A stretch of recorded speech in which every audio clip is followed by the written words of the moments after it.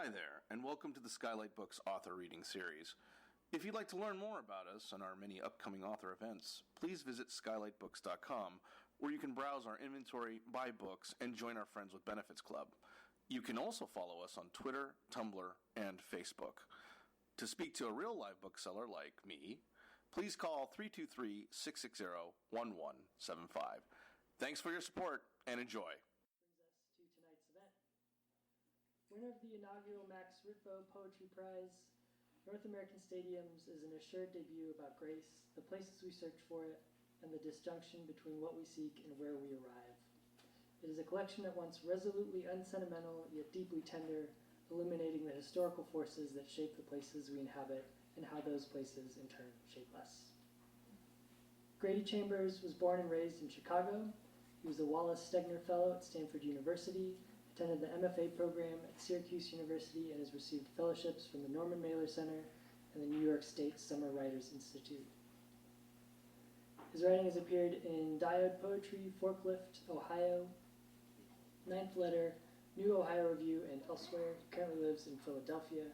North American Stadiums is his first book of poems. Also joining us this evening is Elizabeth Metzger for her collection, Spirit Papers. Grieving for the future with a spiritual clarity characterized by ritual and doubt, Metzger's lines are chameleons to every feeling. In the interminable window of expecting the unexpected, the poems ultimately materialize the very events they wish to ward off. Spirit Papers chases mortality with equal parts disbelief and love. Elizabeth Metzger is the poetry editor of the Los Angeles Review of Books Quarterly Journal. Her poetry has recently appeared or is forthcoming in the New Yorker, Poem a Day on Poets.org, Poetry Magazine, and The Nation. Her essays and reviews appear in PN Review, the Southwest Review, and Boston Review.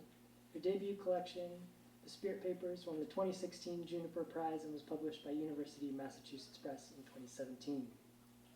She earned her MFA at Columbia University and currently lives in Los Angeles. We're thrilled to have them with us this evening. Please join me in giving them a warm welcome.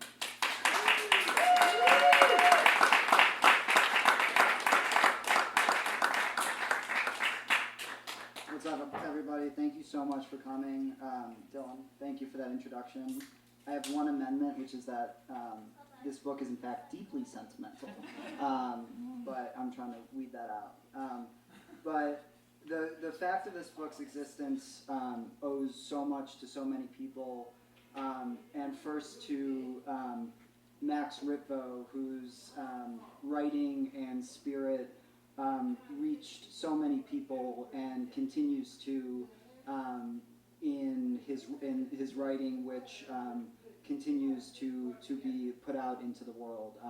So I do owe the fact of this book's existence to Max, and that he touched so many people. And then of course to Max's family for dreaming up this prize, and to the amazing Milkweed Editions for making that a reality. So the fact that this is a physical object really owes so much to so many, and I'm really grateful to be here and to be sharing the stage with Elizabeth Metzger, who's a great friend of Max, and it is fortuitous that he brought us together. So thanks for coming out. So this was published a couple months ago in June. I'm going to start by reading some poems from the book and then some others. The book starts, even before the actual sections of the book, with sort of a small prayer, explaining the resurrection in simple words. A blessing can be the act of invoking divine protection, or a favor or gift bestowed by God, and I don't know how to define mercy, but the field is lit like the heart of the night, gnats flitting above the cross-hatched grass, huge shadows of the ball players in stadium light, whistling in signals from the outfield. The wind lifts and settles our shirts against our skin, and you ask after my day. There'd been pinwheels spinning on a rain-soaked lawn, pigeons cooing and nesting in the gutters. I'd pressed my back to the dark, damp wood of the trunk. Yellow flowers fell on me. Syracuse, October. Fuck Savannah's hot autumns. Fuck handsome Alabama. Fuck the deep south alcoholics standing in flannel in the summer sun. I drove north. I took Green Road to Hubbardsville and saw October and August. Booted men hosing grit off the park pool's bottom. Crisp leaves lifted like the remnants of summer's collective memory. I drove out or into it, listening to the Liverpool Choir's mournful version of the national anthem, the tuning forks of eastern townships bringing a Stravinsky more film score than symphony. I wanted the blaze of the unmuffled trumpet, the spin song of the laundromat, a little of the storm front's threnody in the streeted leaves, in the blooms of glass from kids breaking fluorescent light tubes in the spent vocabulary of an asphalt parking lot. I wanted October, lace trim of a black dress slumped on the floor of my birthday, cold skin and laughter, little burn on the leaves, little love declaration, little dull light in the white sky.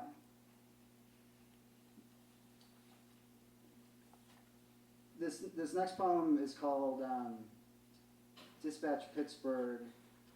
I had the unusual experience a little while ago of getting booed at a poetry reading. And interestingly, it was before I'd even started reading poems.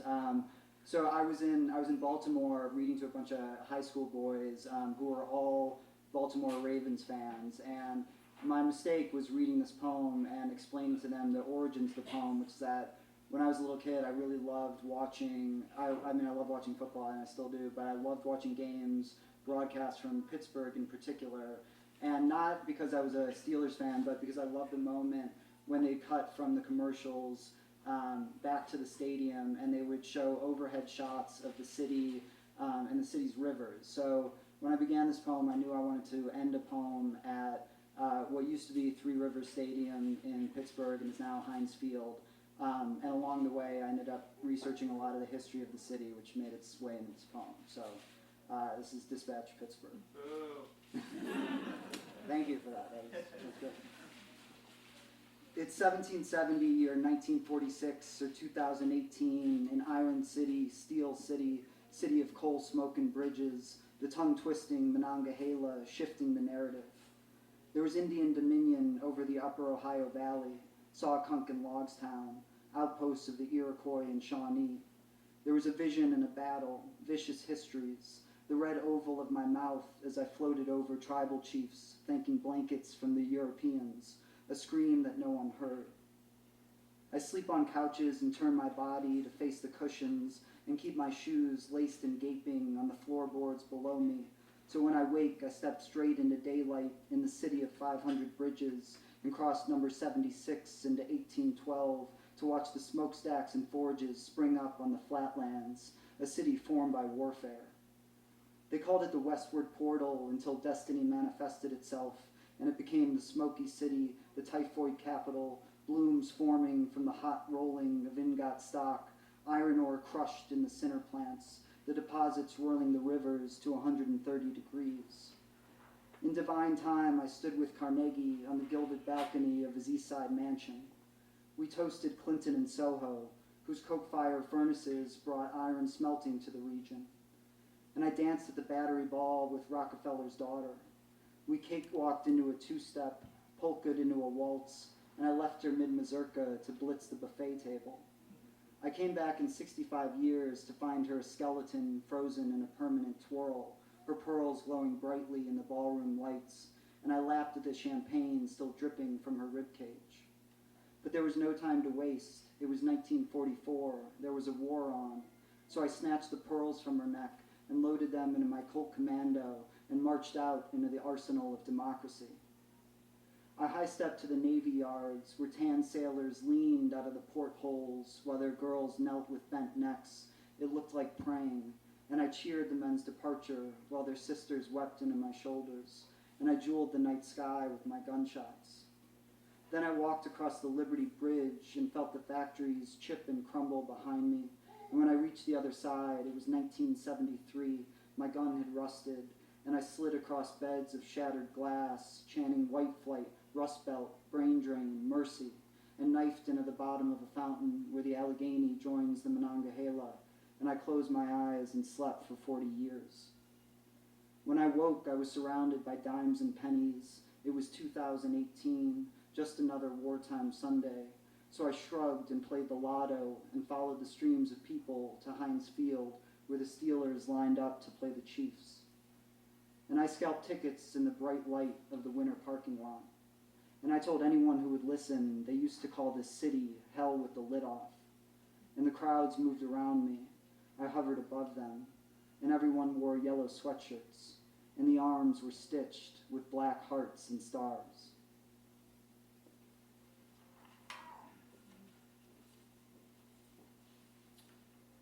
So today had the potential to be a really awful day. When Jessica and I left our apartment this morning, the Judiciary Committee was planning on continuing their vote this afternoon. And not only that, but then we got out on the street and saw a woman sprint down her staircase with pure terror on her face, calling for Jason.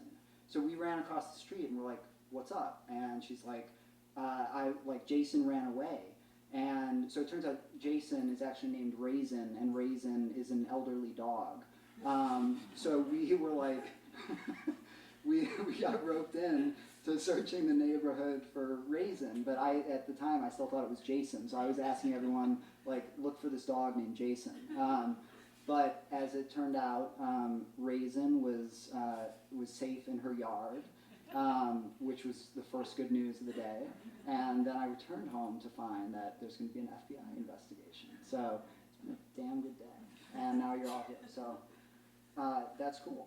I'm going to switch gears a little bit and read a poem called Evening.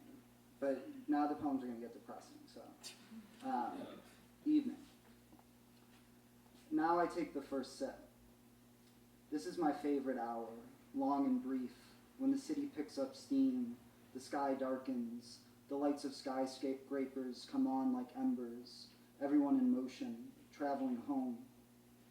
There are certain evenings it's almost impossible to imagine where a single person will lie down to sleep, all that will have to happen for them to get there.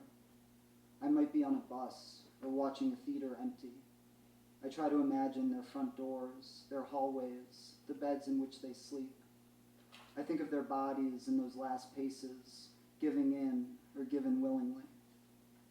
I remember names tonight, childhood, the gymnasium's hardwood floor, Nick Brunel, skinny and handsome, and what happened to him. Evening descends. The light recedes from the city like a tide. One man's sleep seems lonely where another's doesn't. Those kids from school, we used to crawl across each other's bodies like ants in love. When the whistle blew, we'd divvy up like tribes, parsing into teams by the colors of our shirts. Blues are lights, grays is dark, the voices of children, not making sense, but doing so perfectly. Some evenings I pick a single person passing by, and in my mind I follow them home.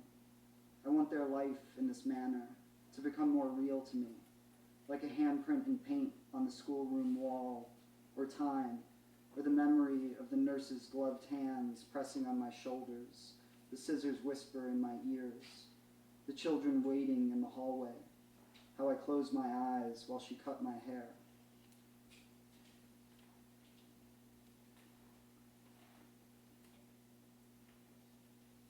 Dragons. I was having trouble sleeping. To try, I drank. When I slept, I sweated, woke in early darkness, stumbled up to piss. Back in bed, I remembered things. A Christmas party I went to as a boy, the breath of the adults, the children's hands taken into bigger hands, our endurance as our faces were touched, our hair touched, rearranged. I walked all day to exhaust myself. Buses were long insects turning onto Broadway. In this way, the winter passed. But it didn't pass. I was living in the north, and the sky was a stone, blank and frozen. At night it lightened, pink, fed by the glow from the town. By morning it returned, whiter, lower. Every 26 days I flew south for a weekend with my sister. Each time I appeared, she seemed in some distress. Her brown hair, once thick, was thinning. The drain was clogged, and I tended to her before returning. Back in my rooms, I opened the cabinet. I closed it. I thought, if I could wait till 8 p.m., if I had a half glass of water in between, the second and third drink, the fifth and the sixth. I lay awake. I thought of distant ships flinching toward each other on the green screen of a ship's radar, a mass at the bottom to represent land. There was a dragon in the book my father read to me when I was young. It flew over cities. Its nails were claws. Its head was noble, broad and scaled. It slept with its face tucked beneath its wing in the rear of its cave, chained. It was protecting something, or had been forced to. Through the wall, my neighbor moaned in a way I envied, to be so filled. I got up and poured. The torches of planes passed through the sky. Time passed as slow as a hair trying to grow through skin. Snow fell. Time passed fast as that same hair cut by a razor. In February, I went south, fixed blinds to her windows, cleaned her rugs. She seemed better and worse. She slept, but her hair had grown sparser, the dark strands stark against her pale scalp. What ailed her was inexplicable. I thought of how our dog used to gnaw its tail till it bled. I stood by the window until the windows opposite became slim lit bars. She toppled a plate as I packed to leave. We circled the date of my next visit. It became important to me whether the dragon was good. Who were the women who came to visit it in their dresses, with their scepters? What was it guarding? I couldn't remember. Was the dragon kind? Would it hurt just to hurt? Its tail could sweep men into a moat at a flick. When it breathed, something burned. Its whole body seemed a weapon. There was a place between the sixth and eighth drink where everything diminished, the body inside but at a distance from the wall of the shell, but still encased in the thin, lucid membrane. Needles, tubes, the soul's liquid filling up a glass. She called to say they'd drained a cyst. And I stood in my living room as I'd once stood as a child on the shore, in the tide, the draining sand sinking my feet deeper, my arms out for balance. At the terminal I arrived at in her city, the moving walkway was always broken. A display of miniature weather balloons and festive colors adorned the air near the ceiling in all seasons. And because they were there in all seasons, and because the defining features of my visits were the ebb and flow of her condition, and the night spent by the window watching light return to other windows as the day came, the visits over time grew indistinct from one another, like the trick of the one bright silk in the clown's fist becoming many and then becoming one again. The balloons appeared to float. I went back and forth from my sister's door. We grew close. She took an interest in my duffel, and when it became worn, she bought another, and another in anticipation of that one's deteriorating condition. Beside them, in the closet, she made a space for my sweaters. Frost spread across the windows. And when I was having trouble sleeping, to try, I drank. And when I slept, I sweated, woke in darkness, stumbled up to piss. And when I was back in bed, I would remember things. A Christmas party I attended as a boy, the breath of the adults, the sky lowering each morning, the dragon sleeping over its bars of gold.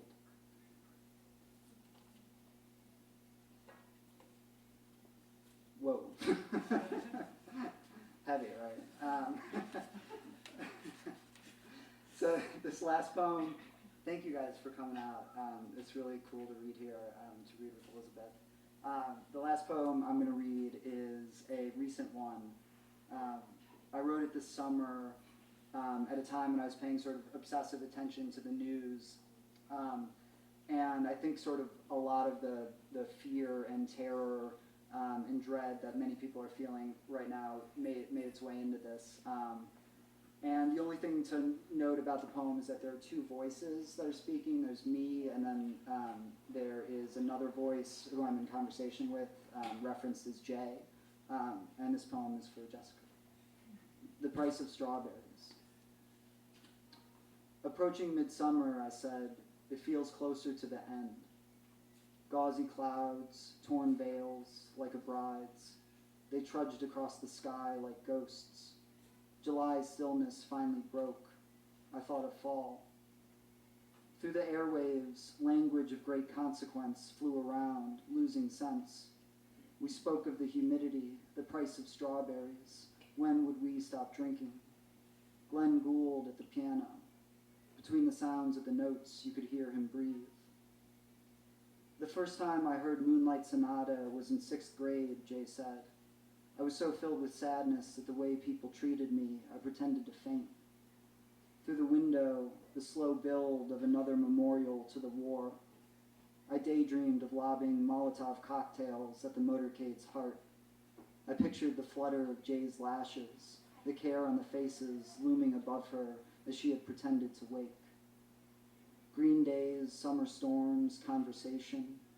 This sunscreen kills barrier reefs. This brand of broccoli has pesticides. I got older and forgot my body or grew accustomed to it. Today I Googled, I'm not an alcoholic, but I can't just stop. Chocolate smeared all across her mouth. Ice cream and sunlight on the museum steps. Dread sad or dreadful sad. We couldn't decide which.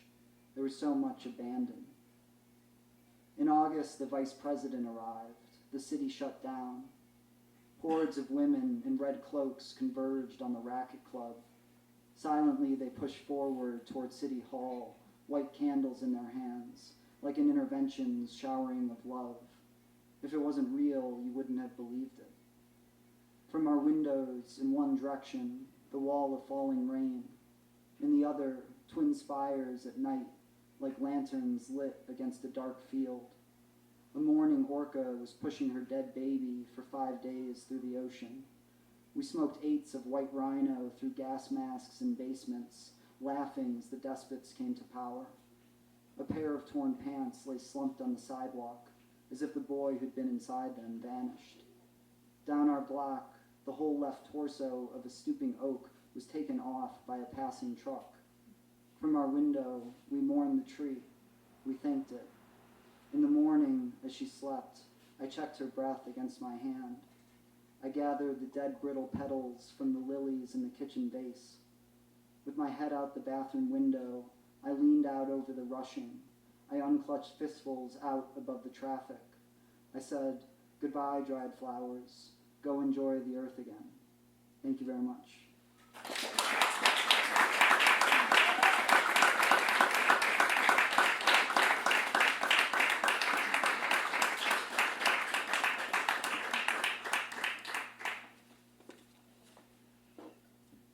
That was really beautiful, Grady. I'm so honored to be here with you tonight. This book is stunning, and I was trying to think of what words I could say for it after hearing all of those poems, and the only thing I can think to say is that I live in Los Angeles with a sort of strange perspective because I don't know how to drive. I grew up in New York, never learned how to drive, and I was emailing with Grady. We were talking a lot about our books and just about this event for a while, and I told him that I have this weird experience of being in Ubers, of being in cars all the time as a passenger and just being stuck sort of in this sort of trapped position where you don't get the freedom of driving yourself.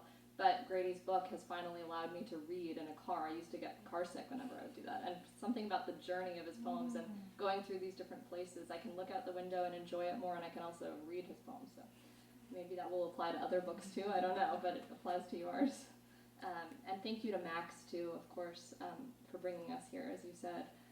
It is really fateful. I feel like that we're in this beautiful bookstore. It's my favorite bookstore, maybe anywhere, but definitely here in Los Angeles. And I used to live around the corner, so being back here now is pretty significant. So thank you to everyone for being here. I'm going to read some poems from my book, The Spirit Papers, and then we'll talk about my books. The first poem I'm going to read is called Pretend. It's a poem for Max Ritvo. So Max was my best friend. We went to Columbia together. We ended up here in Los Angeles. He ended up here for his last trial, his last treatment. He passed away of cancer in 2016, and I wrote a lot of poems in my book for him, and we worked on our books together, and this poem is one of the last ones I wrote him. Pretend. Two gnomes sit in space and admire how unnoticed they go. Let me play the third gnome. Plant one flower devoid of water, devoid of our one true sun. And if the flower grows, yes, it grows, then the planet is a burden worth passing between us. Quick, quicker, we can make it seem almost like lightness. Honey, your somebody is home.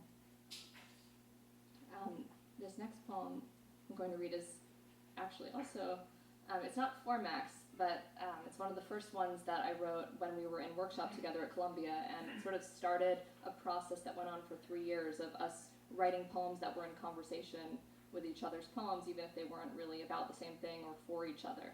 So that's this poem's sort of about imagining, I don't know, an afterlife for survivors. So what would it be like to survive losses? I sort of lived in this moment where I felt like I was about to experience a cascade of losses, and as soon as you experience your first loss, even if there are years before the next one, you sort of live in a world of loss. Not to be uplifting or anything, but yeah, so this is about imagining that before it happened. Courtyard of the most embarrassing god. Had you left me alive, I would have killed a rabbit for my pleasure. Our proportion of skeleton to fur would make me sure at least of being animate.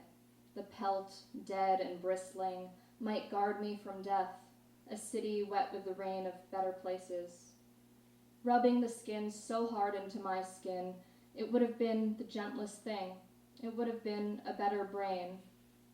My vanishing is a meadow, and I know my kill still moves, more or less disturbed. Every leap blowing the shell off my deformed, blue-lipped bud. I would work myself into the dirt if I could stay.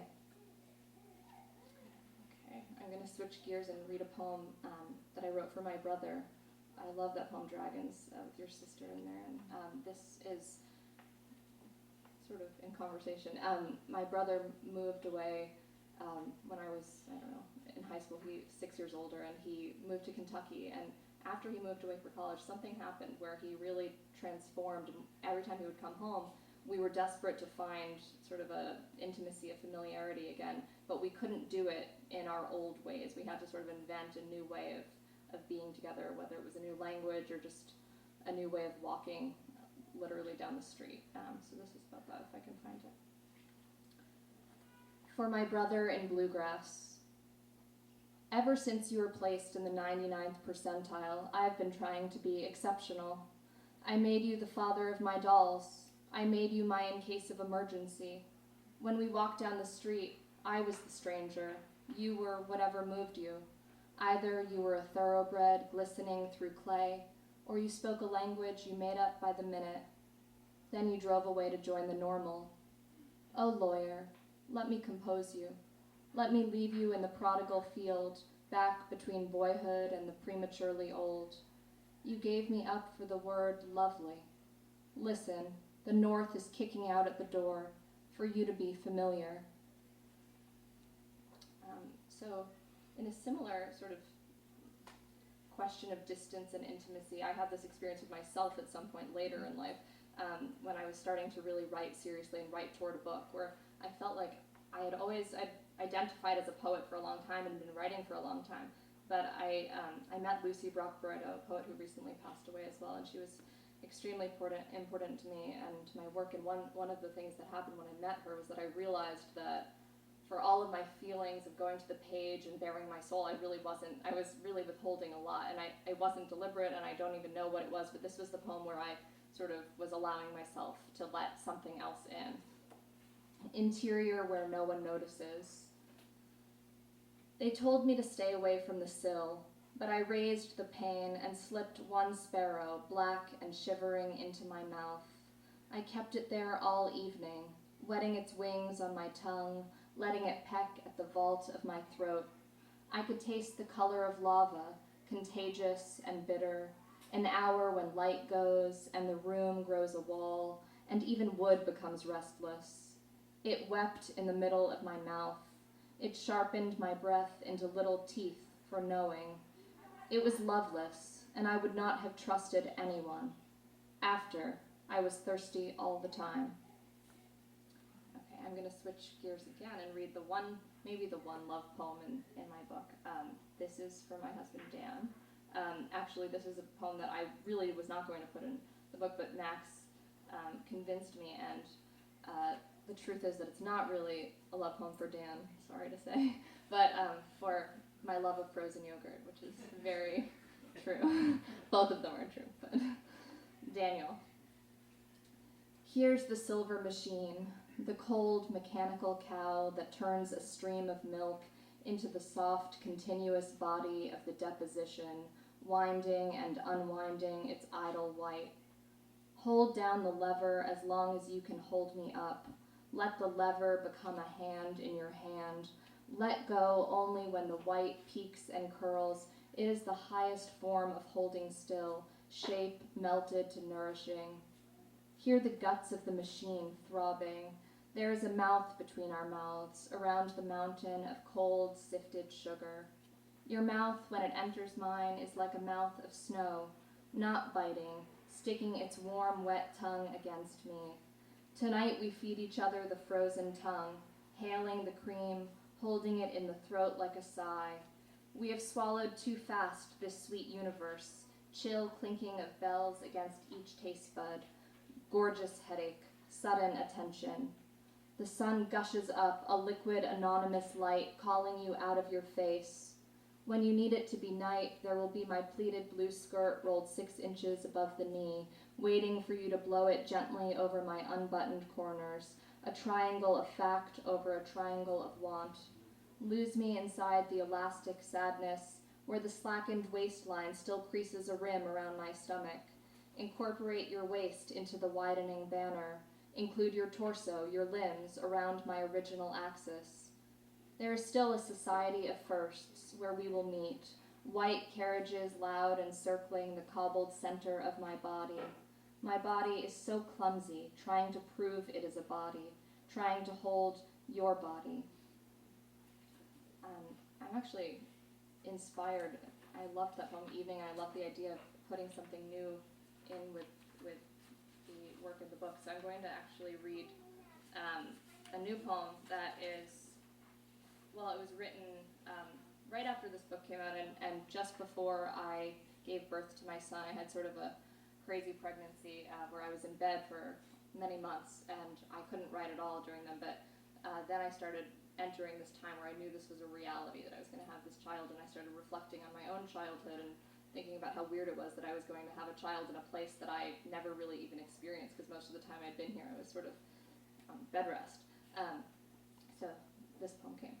You've been on earth so long already. All my life, all I've wanted was to be myself and someone else. Not theirs, but them. My shame about this greed made me hesitant with other children. I wanted what they wanted, but apart. I tried to make it, spooned what I could in shallow mental dishes I stacked all night and poured through my neediest hole, which opens only for medicine or extreme misunderstanding. My teeth browned from too much thirst too late. My eyes bulged from noticing what I wasn't meant to be. There was a playground which I went to and can't take you. The first thing I did daily was look for a place to hide or flee. There were plenty of gates and wide enough trees, but I stayed off-center, just beyond the sprinkler's way. The other children played until they snacked around me. Sometimes they cried. Sometimes they looked consoled by what they couldn't have. No, not now. The boundary of things, the boundary of time. I wish this for you. Come soon, to be withheld. They were so freely asking for more world. I'm going to read 2 more poems. And the next one is a poem that in my emails with Grady beforehand, he pointed out as his favorite poem in the book, and nobody had ever said that to me. I actually forgot about this poem, and it was one of the last I snuck into the book, and I was so happy to have your attention on it. Yeah, so, and actually the person who I wrote this for is here tonight, so I'm going to read it for many reasons. The Rocking and the Horse. Where did she go? deep in the living room, touched longer in thought than in life. There are wheels on my horse, and she must be confused whether to roll or rock to escape her toyhood. If you find her, tell her not to stay in one place to be found, as they tell children who get lost. A toy is like a thought. It begs to be ridden to life, but can't beg. I am too big for her, dependent on her stillness, because it cannot break me, or rest, or mother as my thoughts do. There is abuse in thinking. We use it to achieve temporary sanctity for lives we wouldn't otherwise commit to. For all the sunsets I miss in the hall, I crack a past whip, memorizing a spell of both myselves, the one I tried to be born from, becoming what I've become. And then the last poem I'm going to read is a poem for Max that I wrote during his, he was on many trials. One of the first trial he was on while I was at Columbia was at the NIH in DC, and he would go up every few months to get scanned to see how the treatment was going, if cancer shrunk, came back, etc. And so it was really weird because I had only known him a couple of months at this point, but I'd seen him every single day because of the way the program is and the intensity of working together. So it was really strange to not have him on campus anymore.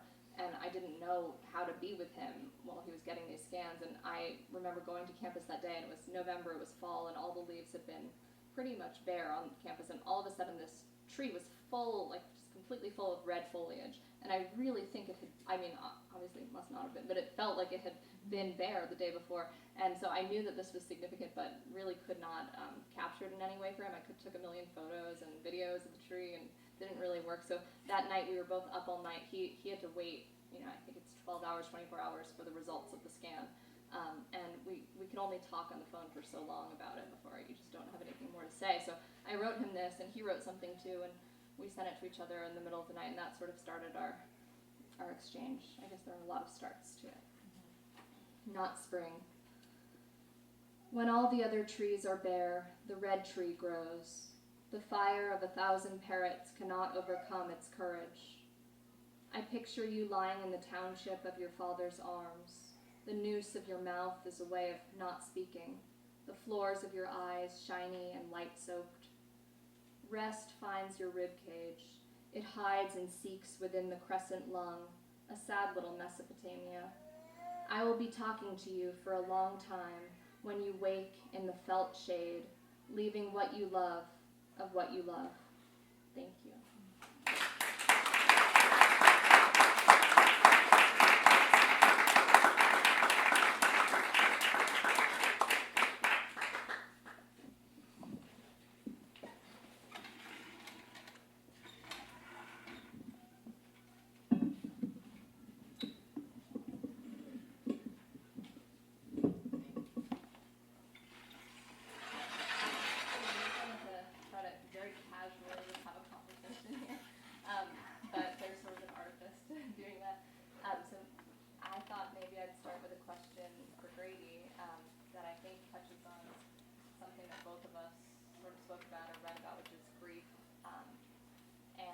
Elegy obviously has a long-standing tradition in poetry, so obviously there's a reason for writing elegies and for thinking about loss in poems.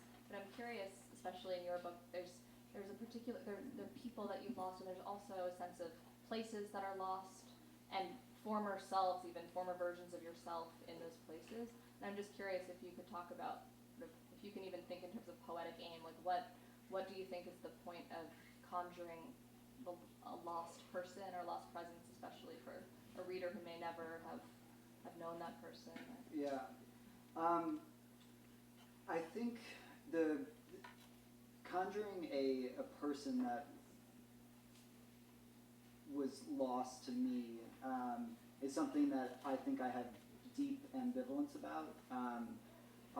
There are a few poems in the book that are elegies, notably for my friend Michael, and I found in the last 7 or 8 years, I found myself writing about him a lot, and he was a friend I grew up with, who passed away when I was probably 19 years old, and by the time that he passed away, I only had memories of him because I didn't still have a personal relationship with him. But I think that that was a time in my life where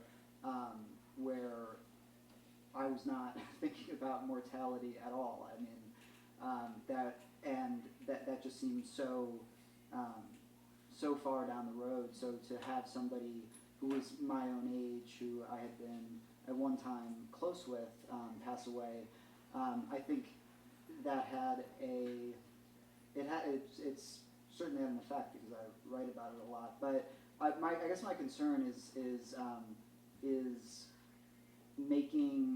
taking somehow ownership over this grief that so many people have, and that I feel belongs so much more to so many others.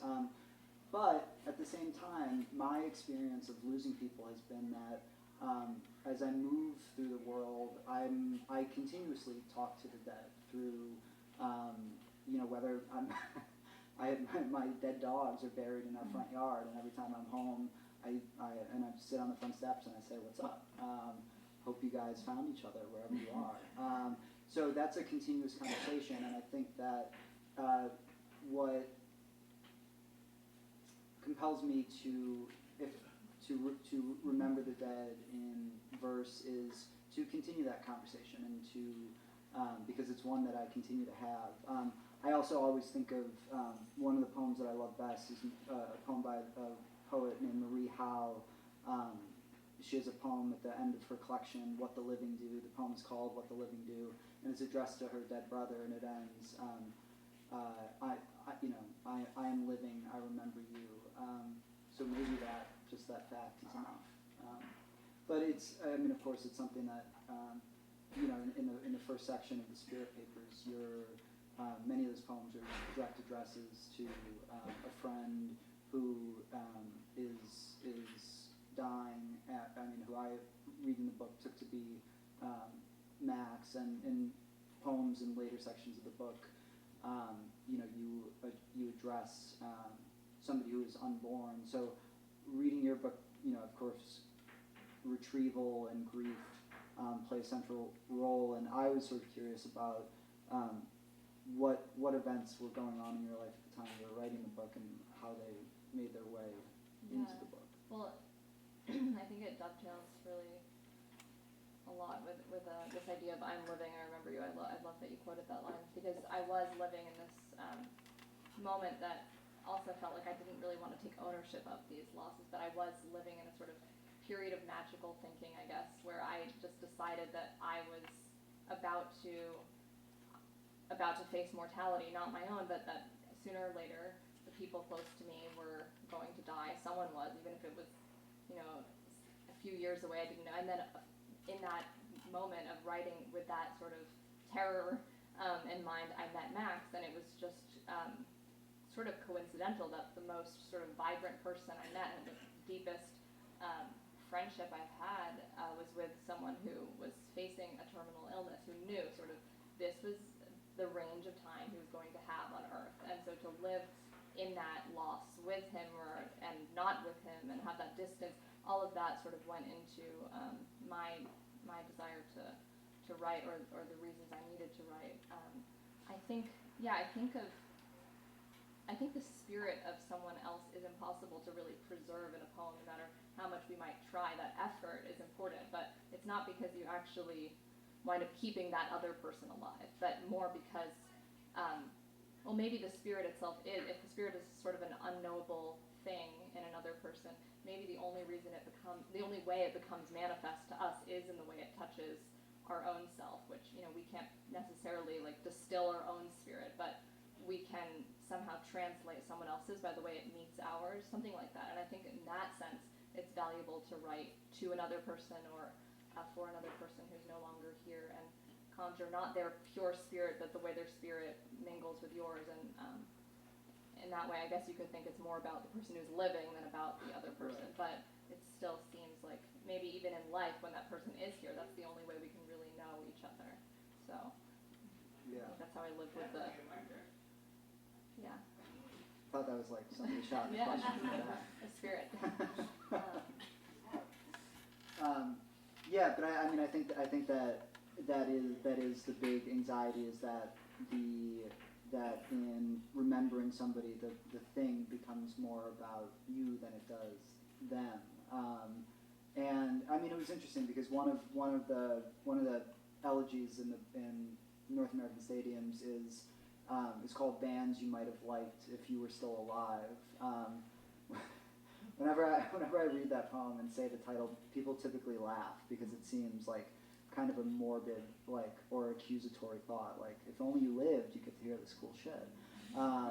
But it came out of a conversation that I was having with Jessica about people that we have lost, and years had passed, and we were thinking about music, and we're like, well, what would that person have liked? And I think at its best, that way they can continue to. You think about it, it's an odd thing that all these things keep being created, and it took a hold on my mind. I think what would this person who's not around to see these things created have thought about it? Yeah, I think that poem actually, just because that poem is such a good example of this, I think that when you talk about the sort of concern about ownership and owning someone else's grief, you do such a beautiful job in that poem where you bring in other pieces of music, other creations that you might have enjoyed together, and then within the poem, sort of in the center of that poem, that's when you really can ask the deepest questions of Michael or wonder about Michael, because you've couched it in these other creations and bands, and it's really successful. I also wanted to ask you about place, because this is something that I have not felt in a place of any kind, in any place I live, and you do it in so many different places throughout, which is, it's like I'm actually going to read a quote from the Syracuse poem. What would the city say? Hole-worn corridors veiled in mechanical light. The city doesn't speak. It does not pray. It does not turn into memories of the dead, those two red beacons blinking deeply into space. Its sky is not a sound like intake, ancient whale breathing against the ear of something small. That's the idea of the voice of a city and what would the city say. I feel like you do this in a lot of places where you've cultivated a way of listening to a city where, yes, you're able to write it too, but you must also have an experience of place that, I don't know if it's more spiritual or you're just tuned into a more collective society, but what is that about place? Is it a spiritual experience, or is it something else? That's a really great question. I think that, again, I have deep ambivalence about writing about place for a variety of reasons. In the quote that you mentioned, the question that begins that quote, "What would the city say?" is immediately followed by me saying, the city does not speak, it does not pray, it does not turn into memories of the dead, these two red beacons blinking deeply into space. I turn into memories of the dead, these two red beacons blinking deeply into space, which is a totally absurd thing, as it is to, in my mind, to be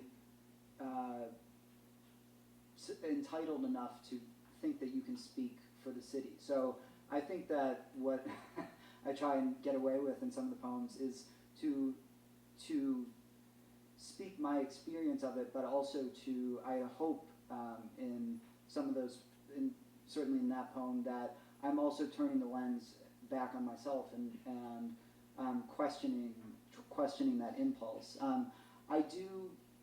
There's a writer I love named David Means, who was a teacher of mine at Vassar, and I read an interview with him in which he said, he was talking about the influence of landscape on his work, and he said that the landscape is part of the living soul of the people who reside in that landscape. And growing up in the Midwest, living in Chicago, driving through the Midwest, I've always felt that deeply, that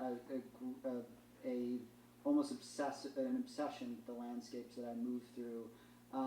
At the same time, which often, as some of you know, as you definitely know from reading the book, they appear frequently in my poems.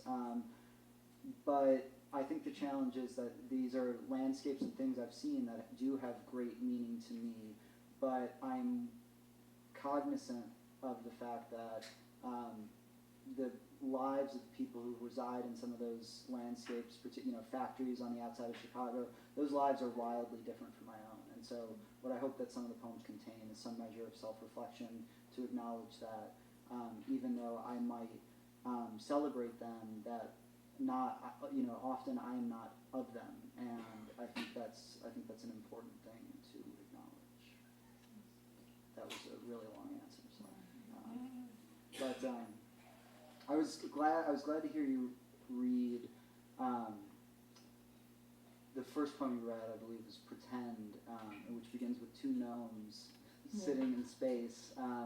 And there was another poem you read that I think that came about partly as a result of Lucy Brock-Broider's influence and letting more onto the page, but particularly with "Pretend" and something that is so, I think, unique.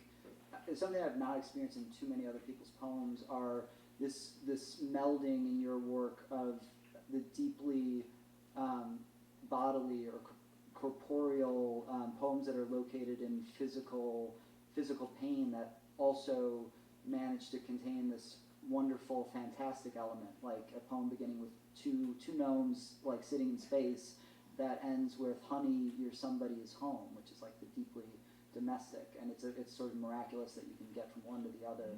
I'm curious about who has shaped your work and sort of what influences you see from your own reading in your writing. Yeah, that's a really good question, because I feel like that always takes me. There's like the surreal, fantastical element that would lead one to naturally think of surrealists, and I actually don't. I mean, I have gone to like surrealist art exhibits, and I like the visual art. I don't love surrealist poetry, so I was like, why am I doing this thing?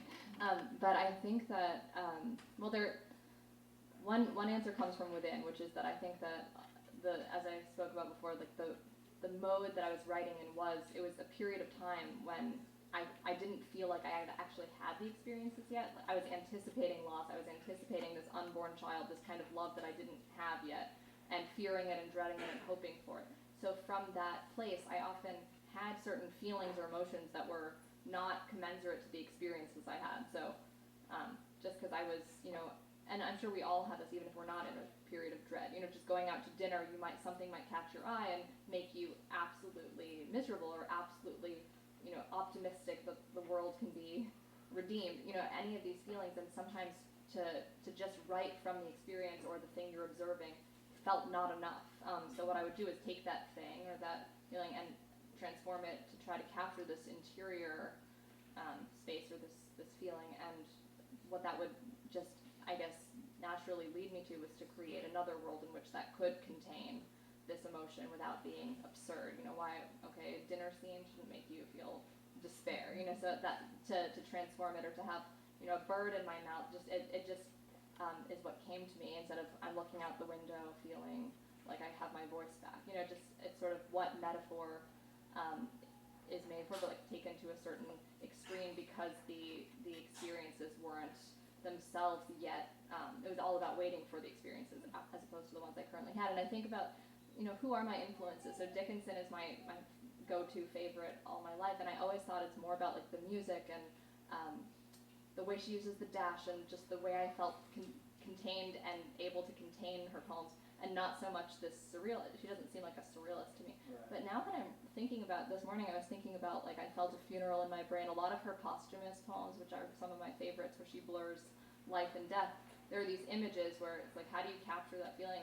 I felt a funeral in my brain, okay. Her interior becomes floorboards that she falls through and drops down and down, hits a world at every plunge, and finish knowing that. That's pretty surreal. So I think that whenever we're trapped in our own minds and trying to capture that, we have to go to other worlds or to fantasy for certain elements, I guess. Yeah, absolutely.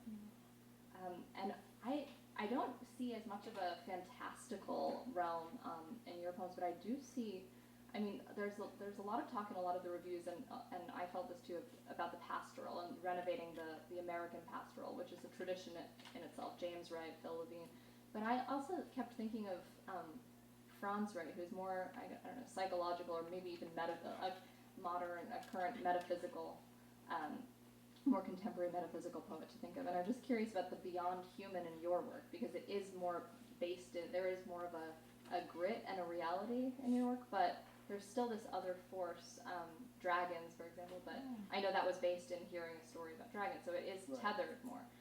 But I think I just wanted to quote this one line because I feel like it's somehow in your book, which is a Franz Wright line from The Only Animal.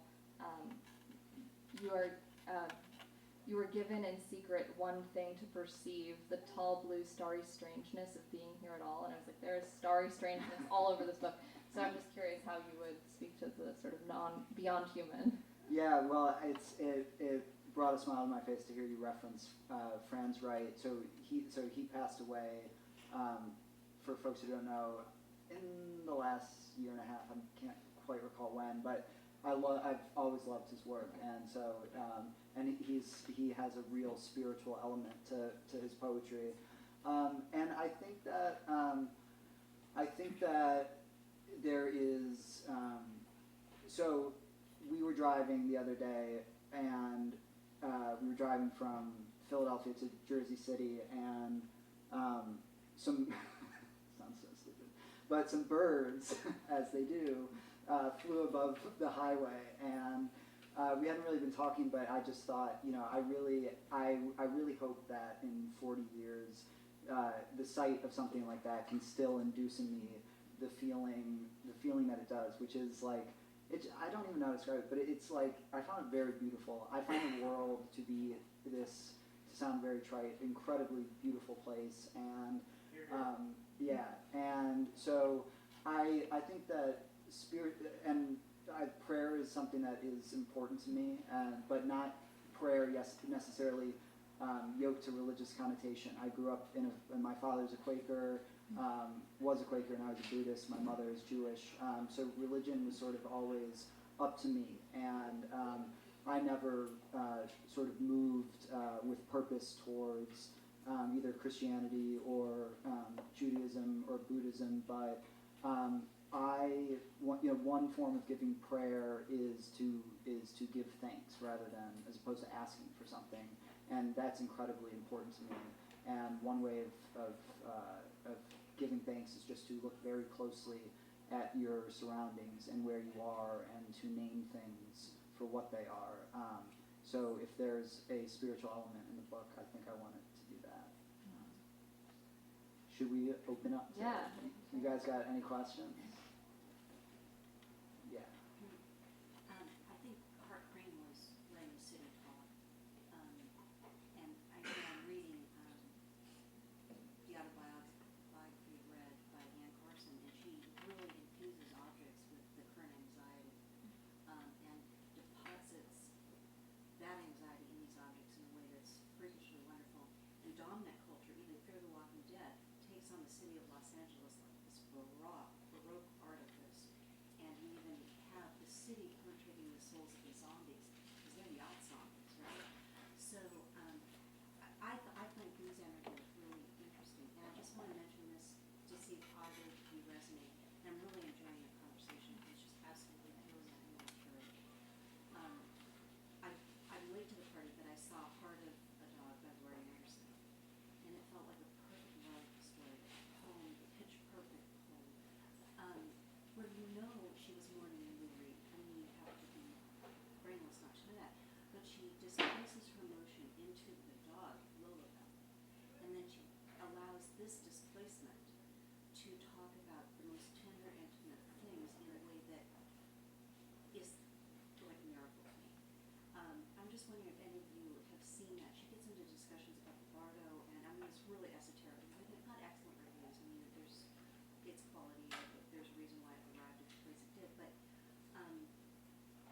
I'm really interested in depth and this kind of transparency and intersection between worlds. And I'm really moved by the conversation and your experience. And thank you so much. I mean, you've really created a really special evening for me. Thank you. I don't know the Laurie Anderson piece that you're talking about, but I'll look it up. Part of the dog. Okay, cool. I don't either, but what you said about displacement is is really interesting to me, that she sort of displaces her grief for the read in the dog. That's something that I think speaks a little bit to what Grady and I were talking about before, about elegy and loss, and can you own the loss of another? Can you really preserve another? And I think that act of displacing sort of speaks to what poems can do, which is not to capture the person or the other, but capture the experience of loss itself, which is an abstraction that sort of moves through us, and isn't necessarily tethered to the body. In the same way that when we mourn, we don't just mourn when we see a picture of the person we love or at the funeral, but it's some other thing that winds up becoming the object that contains all of the emotions and sets them free. That's something I think about a lot. And I remember once when I was actually writing for Max, I felt a little uncomfortable giving him poems that were imagining him already dead. I thought, how is he going to take this? But it really became, he made it very funny actually, Yeah, because he well, first of all, he had a great sense of humor, and he was like, you can write me anything as long as I like it. He often realized that a poem I wrote that I thought was for my unborn child was actually, he's like, that's actually about me. Or I'd write a poem about him, and I'd be like, do you like this? I worked on this while you were going through trial, and he would be like, actually, that's about your mom, honey.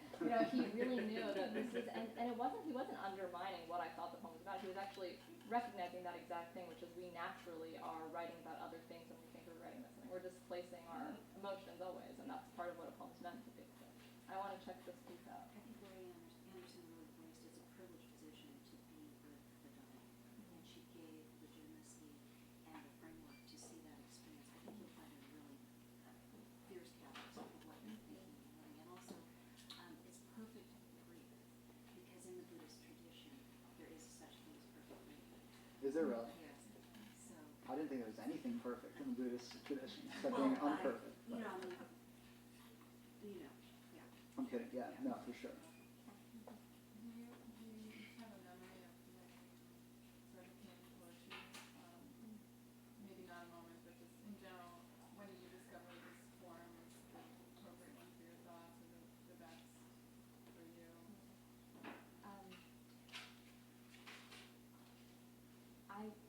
My mom used to take me to, my family is not, they don't read poetry, they're not like literary, but for some reason my mom did want me to read poetry, so she did introduce me to Dickinson really early. And I think that as a result I would, have notebooks and try to write, and I liked the feeling of, like, I would wake up and like have my mom like dictate something to my mom. She would get all excited because she liked the idea of my writing poetry, and then I quickly turned against, I said, no, I'm an actress, I'm going to be an actor.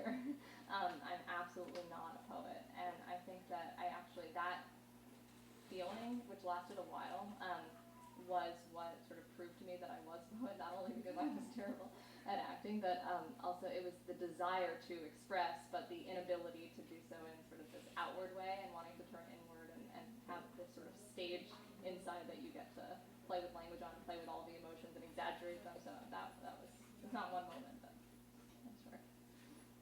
Yeah, for me, I'm not really sure. I mean, because I'm not entirely sure. I don't always feel confident that poetry is the ideal form for me. I came to poetry from writing primarily short stories, and I just so happened my last year of college to take a class where we read a lot of contemporary poetry, and I was already in a year-long fiction course, so I thought, well, I'll write I'll try poetry. And I think it was just, I think between fiction and poetry, I was a little bit better at poetry, although I still get from people all the time who read my poems, be like, well, this is more like a short, like, why don't you just turn this into a short story? It's not really a poem. I think a lot of times my impulse is a narrative impulse. The sort of triggering thing can be to a desire to tell a story. So I'm not sure, but I think poetry enables you some liberties with movement and attention to rhythm and language that I really love. That maybe fiction doesn't give you as much access to that. So yeah, it's a good question. How about you want to read a poem from Max? Yes, I was gonna. So Max's new 2 posthumous books just came out this month for Milkweed as well. So sort of perfect conclusion to the night. This is his book of poems, The Final Voicemails, and he also has a book of letters that are letters between him and the playwright Sarah Rule, who is a dear friend of his, and it's letters and early drafts of poems and reflections. And I'm just going to read a poem from the book of poems, which was edited by Louise Glick, who was one of his mentors, great mentors. And this is the last poem in the section of poems that he wrote really late in his life, right after he had finished his first book, For Reincarnations.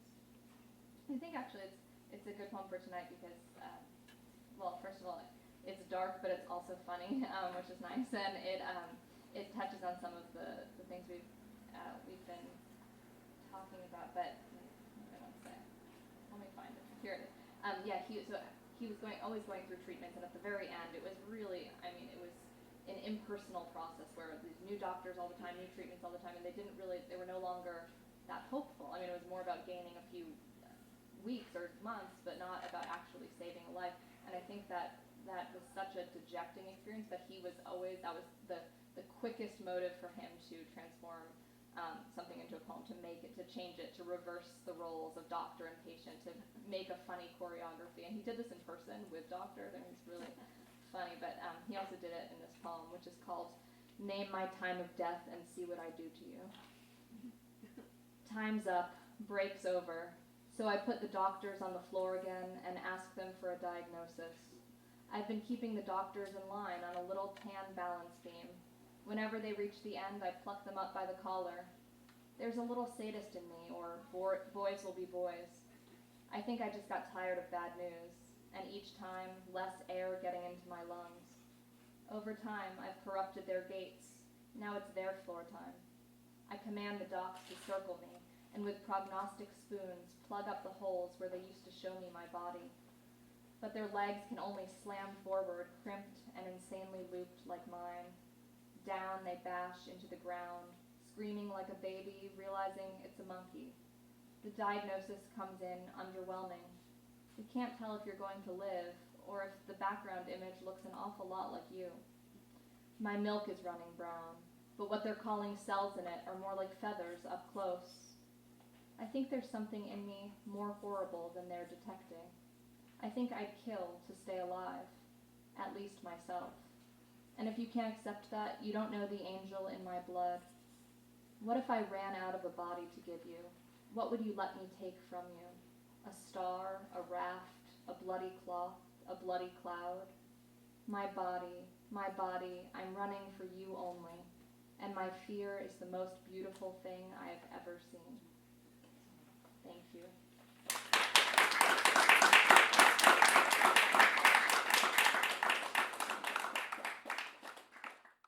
You've been listening to the Skylight Books author reading series. Don't forget, you can listen to this and all of our other great podcasts at skylightbooks.com. Thanks again for stopping by, and we hope to see you soon.